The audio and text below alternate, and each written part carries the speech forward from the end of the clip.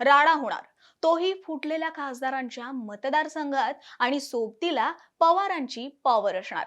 Operation tiger नंतर महाराष्ट्राच्या राजकारणात आता राष्ट्रवादीचे सर्वेसर्वा शरद पवार यांची मोठी एंट्री झाली आहे. 6 खासदारांनी पाठ फिरवलेल्या शिवसेनेला ताकद देण्यासाठी उद्धव ठाकरे यांच्या सोबत स्वतः शरद पवार हे मैदानात उतरतायत.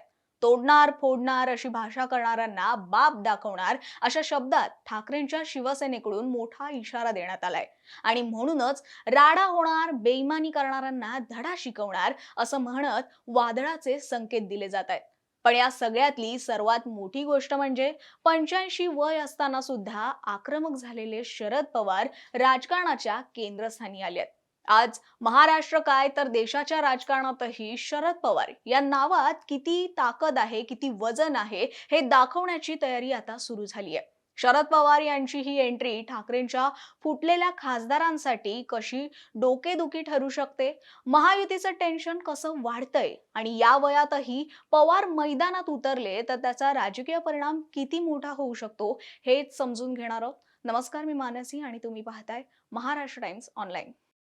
ऑपरेशन टायगर नंतर आता उद्धव ठाकरे आणि त्यांची शिवसेना शांत बसणार नाहीये. ठाकरे सेनेकडून आता नवं वादळ उभं केलं जात आहे आणि ठाकरेंच्या या मोहिमेला शरद पवार यांची मोठी साथ मिळाली आहे. म्हटल्यावर राडा तर होणारच. स्वतः संजय राऊत यांनीच तसा इशारा दिलाय. दिल्लीतील संसदीय दलाच्या बैठकीपूर्वी खासदार संजय राऊत यांनी मोठं विधान केलं. ते म्हणजे शरद पवार आमच्या सोबत आहेत आणि जे खासदार पक्ष सोडून गेलेत त्यांच्या मतदारसंघात शरद पवार स्वतः सभा घेणार आहेत. राऊतांचं हे वाक्य बरंच काही सांगणार आहे. 2022 पासून 2026 पर्यंत या 4 वर्षात ठाकरेंनी आणि शिवसेनेनं प्रचंड कळ सोसली.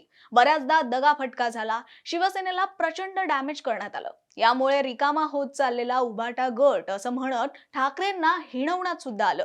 अगदी आताही 6 खासदार ज्यांनी 2022च्या बंडावेळी निष्ठा राखली त्यांनी सुद्धा आता साथ सोडलीच. पण ही फूट नाही तर ही बेईमानीच आहे, गद्दारीच आहे असं संजय राऊत यांनी ठणकावून म्हटलं. या खासदारांवर दबाव टाकला किंवा पैशांचं आमिष दिलं असं म्हणत अनेक आरोप करण्यात येत आहेत. पण शांत आणि संयमी असलेले उद्धव ठाकरे यावेळेस कुणालाही सोडणार नाही असं वातावरण निर्माण केलं जाते. मागच्या बंडावेळी सुद्धा आणि याही वेळी पक्षाची बाजू भक्कमपणे मांडणारे ठाकरे सेनेची मुलूक मैदानी तोफ संजय राऊत यांच्या विधानानंच फुटलेल्या खासदारांना घाम फोडलाय. कारण शरद पवार यांची एंट्री. वयाच्या 85व्या वर्षातही शरद पवार राज्यभर दौरे करताना दिसतात. निवडणुका असोत, पक्षाचे कार्यक्रम असो, पक्ष संघटना असो किंवा एखादा राजकीय संघर्ष असो, पवार स्वतः मैदानात उतरतात. याच कारणामुळे त्यांची एंट्री विरोधकांसाठी नेहमीच धडकी भरवणारी मानली जाते. खर तर राजकारणात नेत्यांची ताकद ही अनेकदा त्यांच्या पदावरून मोजली जाते. म्हणजे पद किंवा खुर्ची आहे तर पॉवर आहे असं म्हटलं जातं. पण शरद पवार मात्र याला अपवाद ठरतात. कारण पवारांचं राजकारणच वेगळे. आज त्यांच्याकडे कोणतंही मोठं सरकारी पद नाही, सत्ता नाही, तरी सुद्धा महाराष्ट्रात एखाद्या राजकीय घडामोडीचा केंद्रबिंदू बनण्याची ताकद त्यांच्यात आजही आहे. पण मग आता ठाकरेंसाठी शरद पवार काय करणार आणि ते या बेईमानी करणाऱ्यांना धडा शिकवणाऱ्या ठाकरेंच्या मोहिमेत साथ देणार म्हणजे नक्की काय करणार? तसंच याचा परिणाम काय होणार असे अनेक प्रश्न अनेकांना पडले असतील. तर सगळ्यात पहिली गोष्ट म्हणजे पवारांच्या नावातली पॉवर. शरद पवार म्हणजे महाराष्ट्राच्या कानाकोपऱ्यात पोहोचलेलं नाव. आजही गावागावात ओळखला जाणारा हा चेहरा आहे.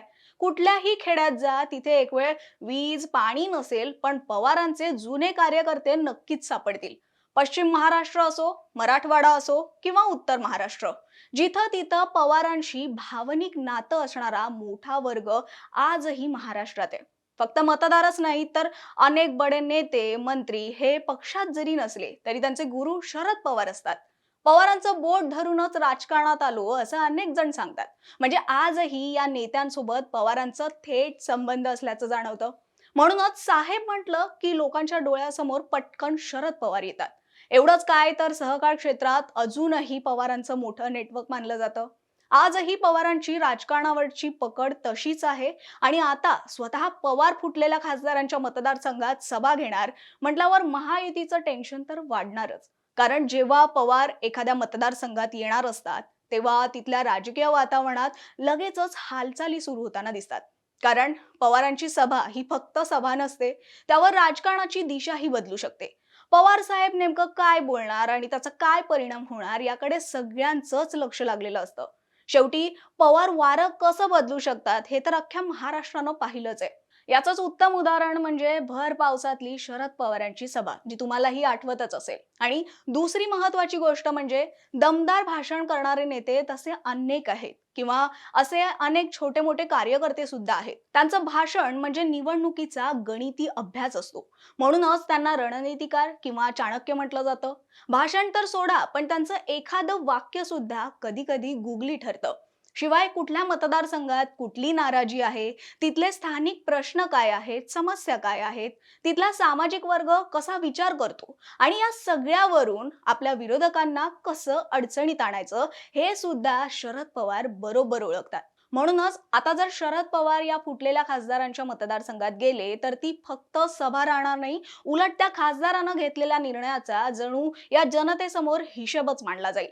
थोडक्यात सांगायचं तर पवारांच्या सभेमुळे भावनिक लाट येऊ शकते आणि फुटलेल्या खासदारांवरचा दबाव सुद्धा वाढू शकतो.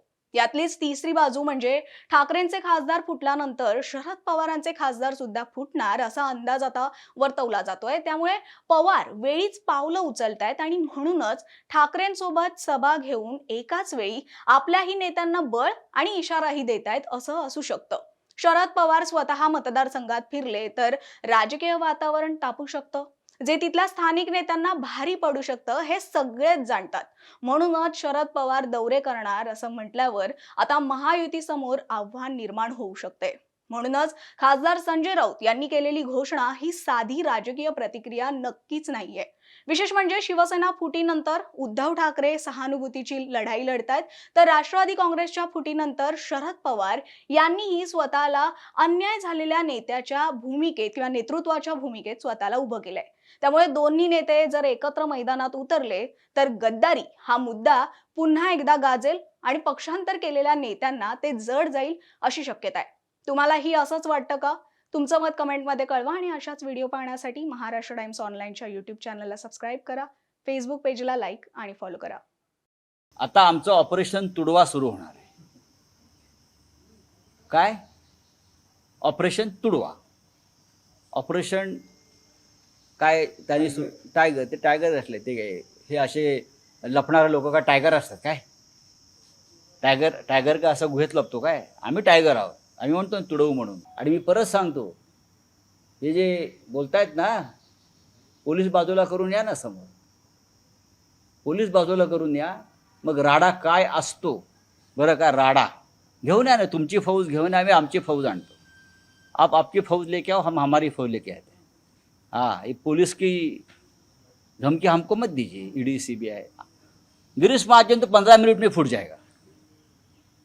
जो धमकी दे रहा था ना, 5 मिनट ईडी सीबीआई पुलिस हाथ में आने तो हमारे 5 मिनट, ये सब लोग 5 मिनट में फूट जाएंगे, पार्टी छोड़कर भाग जाएंगे अपनी.